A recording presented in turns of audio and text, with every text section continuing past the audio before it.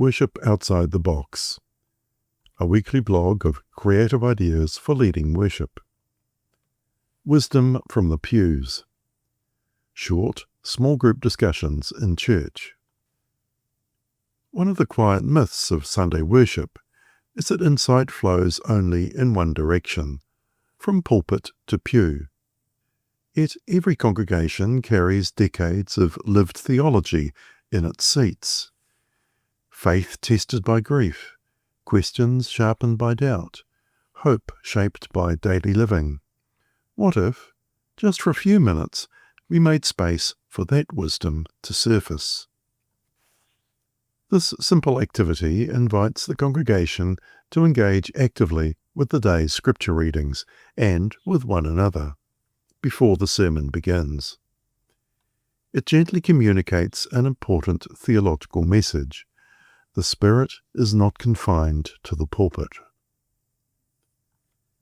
After the readings have been read from the lectern, invite people to turn towards those around them and huddle into small, informal groups. Some will need to shuffle closer. Encourage anyone who seems hesitant to join the nearest cluster.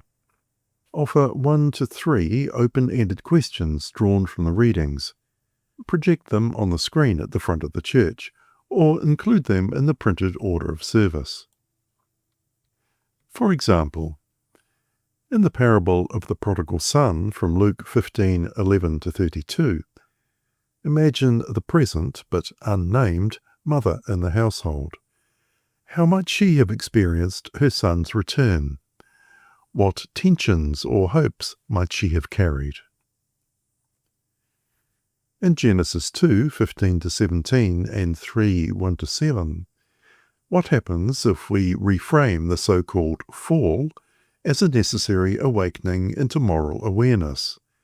How does that change how you see yourself and your relationship with God?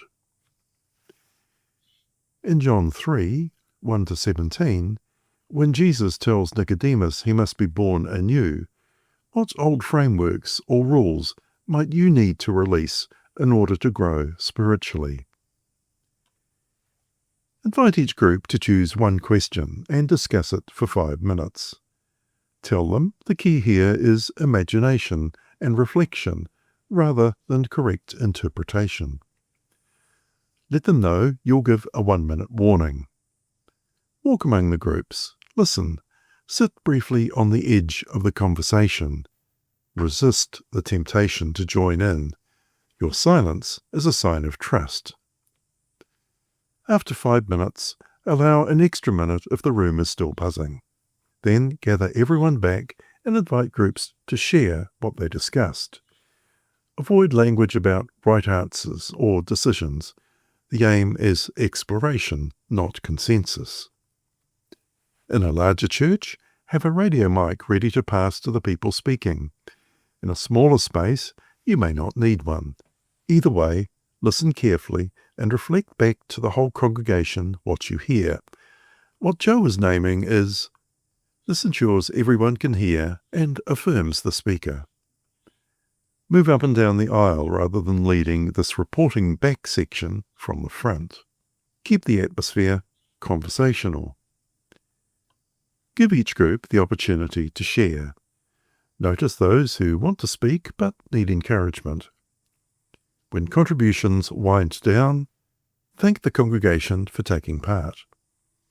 This activity, discussions in small groups and reporting back, will take 10 to 15 minutes.